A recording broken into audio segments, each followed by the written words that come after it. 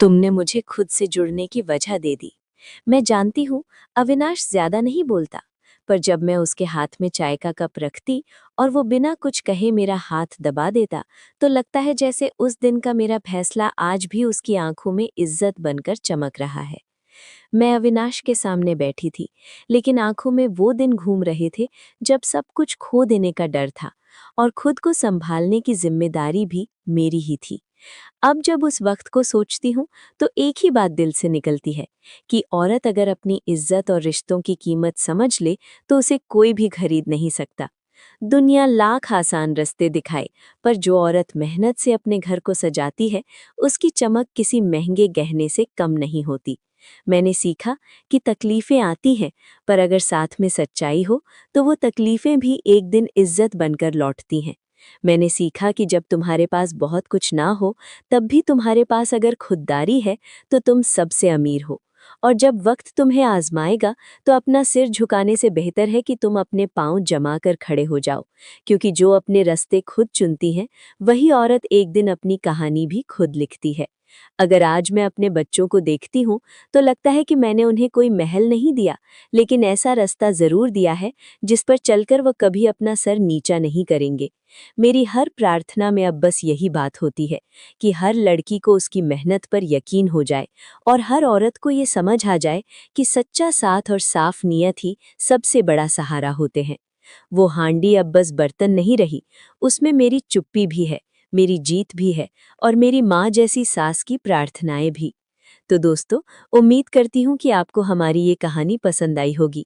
कहानी पसंद आई है तो वीडियो को लाइक करें, इस वीडियो को हाइप दें और चैनल पर नए हैं तो चैनल को सब्सक्राइब करें और हाँ, नोटिफिकेशन बेल को ज़रूर दबाएं ताकि अगली अपडेट सबसे पहले आपको मिले। धन्यवाद।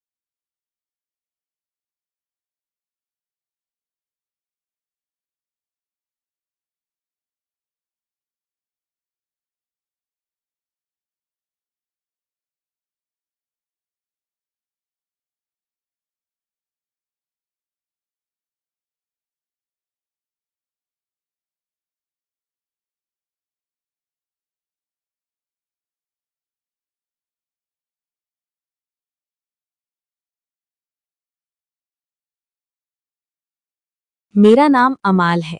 शादी वाले घर में हर तरफ चर्चा हो रही थी। दूल्हा अपनी जगह पर शर्मिंदा और परेशान खड़ा हुआ था, क्योंकि दुल्हन ने खुद बाथरूम में अपने आप को बंद कर लिया था। सारे घर वाले बुरी तरह से दरवाजा बजा रहे थे, दुल्हन का नाम पुकार रहे थे, चाह रहे थे कि वो दरवाजा खोलकर बाहर आ जाए ताकि उससे बात हो सके। सब लोग उससे बाहर आने की रिक्वेस्ट कर रहे थे। कुछ देर के बाद अचानक बाथरूम में धुआं उठने लगा।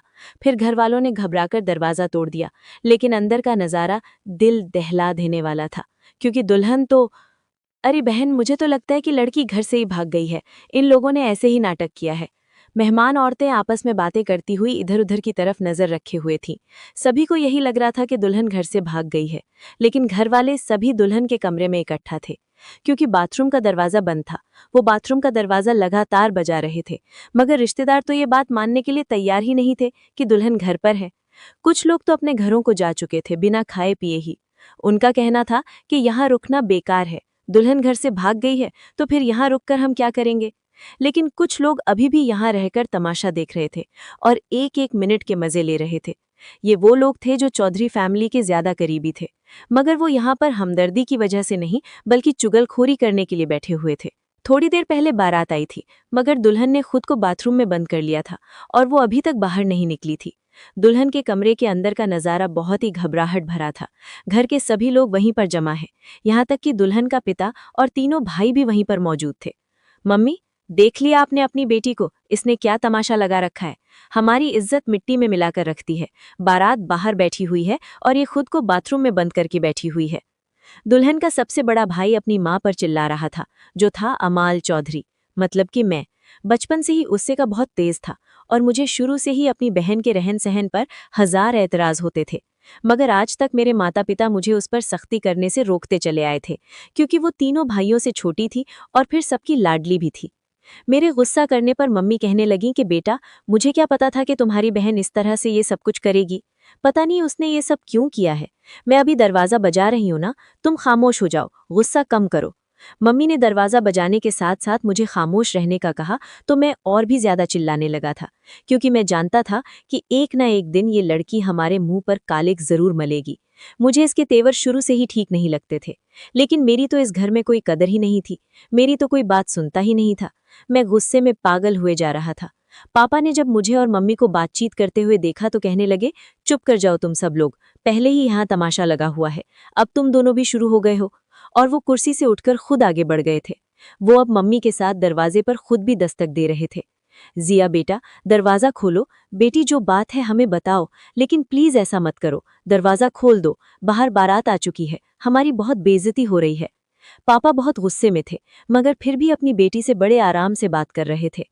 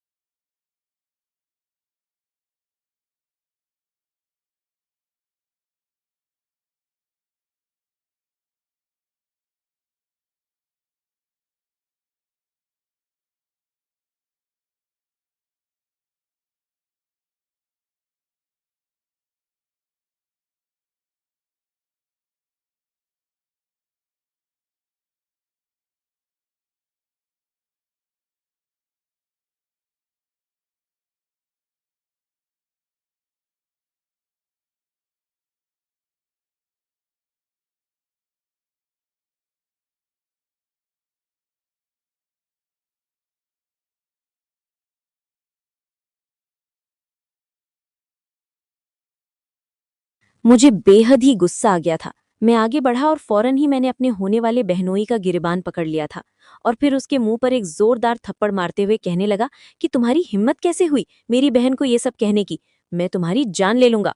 मैं किसी सरफिरे की तरह उस पर दहाड़ रहा था, जबकि मेरे दोनों छोटे भाई आगे बढ़े और हम दोनों को आपस में छुड़वाने लगे। मगर हम दोनों ही एक दूसरे के साथ लड़ना चाहते थे, क्योंकि मैं गुस्से में था और आरव भी गुस्से में था। और जब इंसान गुस्से में होता है तो उसे कुछ भी दिखाई नहीं देता। जब पापा ने देखा कि मामला हाथ से निकलता जा रहा है तो वो आगे बढ़े और उन्होंने मुझे और आरव को एक दूसरे से अलग करवा दिया। फिर हम दोनों भी चुपचाप ही अलग हो गए थे, क्योंकि पापा की आंखों में हम दोनों के लिए मैंने बेहद गुस्सा और नफरत देख ली थी। पापा ने चिल्लाकर कहा कि तुम दोनों निकल जाओ यहाँ से और दोबारा मुझे अपनी शक्ल मत दिखाना। वो अब हम दोनों को ही कमरे से निकलने के लिए कह रहे थे। पापा के मुंह से ऐसा सुनकर तो मेरा गुस्सा और भी ज्यादा बढ़ गया था। मैंने कहा, ठीक है, मुझे यहाँ पर रुकना भी नहीं है, जो करना है आप लोग खुद ही कर लीजिए। मैं इतना कहता हुआ वहां से निकलकर बाहर आ गया था, मगर आरव अभी भी वहीं पर खड़ा हुआ था, क्योंकि वो अपनी मां को वहां से अपने साथ ले जाना चाहता था। उसने कहा, मम्मी चलिए मेरे साथ, अगर आज आप मेरे साथ नहीं गई तो फिर मैं सारी जिंदगी आपसे कभी बात नहीं करूंगा। वो अपनी मां को इमोशनली ब्लैकमेल कर रहा था। वो चाहता था कि उसकी मां भी उसके साथ चली जाए। बुआ जी अब एक कठिन परीक्षा में आ गई थी। उनकी समझ में कुछ भी नहीं आ रहा था कि वो आखिर क्या जवाब दें।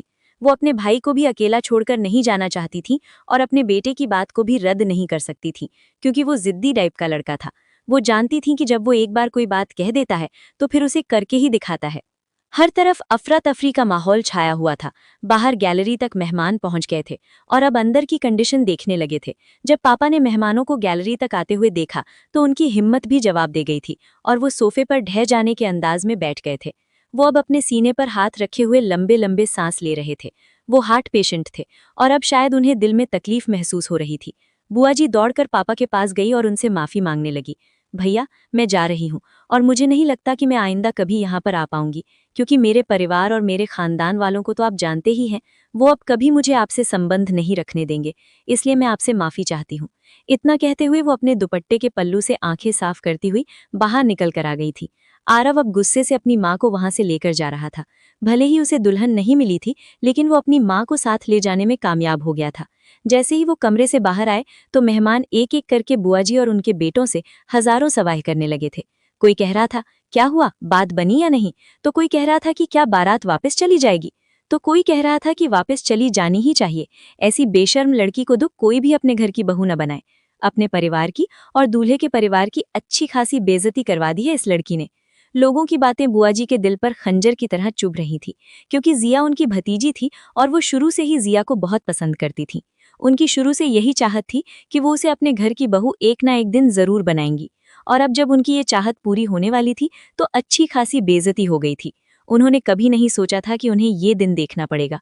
जिया उनकी भतीजी थी, कोई गैर नहीं थी, इसलिए उन्हें लोगों की बातों पर गुस्सा आने लगा था, क्योंकि उन्होंने अपने घर वालों से लड़ झगड़ कर जिया को अपनी बहू बनाने का फैसला किया था। बुआ जी ने किसी की बात का कोई जवाब नहीं दिया और अपने बेटे के साथ अपने भाई के घर से निकल गई थी। उनके साथ आए हुए बाराती भी उनके पीछे पीछे ही चले गए थे। अब सिर्फ हमारी तरफ से बुलाए गए लोग ही वहां पर रह गए थे, जो कि हमारे मेहमान थे। हालांकि ऐसे हालात हो चुके थे कि उन्हें भी अब यहाँ से चले जाना चाहिए था, मगर वो अभी भी वहां से जाने के लिए तैयार नहीं थे, बल्कि पूरा मामला देखने के बाद ही वहां से जाने का सोच रहे थे। आंगन अभी भी लोगों से भरा पड़ा था। भले ही दूल्हा और आधे लोग चले गए थे, लेकिन अभी भी बहुत से ऐसे लोग थे जो मेरे पिता और हमारे परिवार पर बुरी बुरी तरह से इल्जाम लगा रहे थे। मैं, जो गुस्से से भड़का हुआ अपने कमरे में आ चुका था, मैं गैलरी के पीछे वाले रास्ते से अपने कमरे में दाखिल हुआ था। मैं जानता था कि दरवाजे के बाहर बहुत सारे मेहमान मौजूद हैं जो कि मुझसे सवाल करेंगे और मैं किसी के भी सवाल का जवाब नहीं दे सकता था, इसलिए मैं गुस्से में बबूला हो रहा था।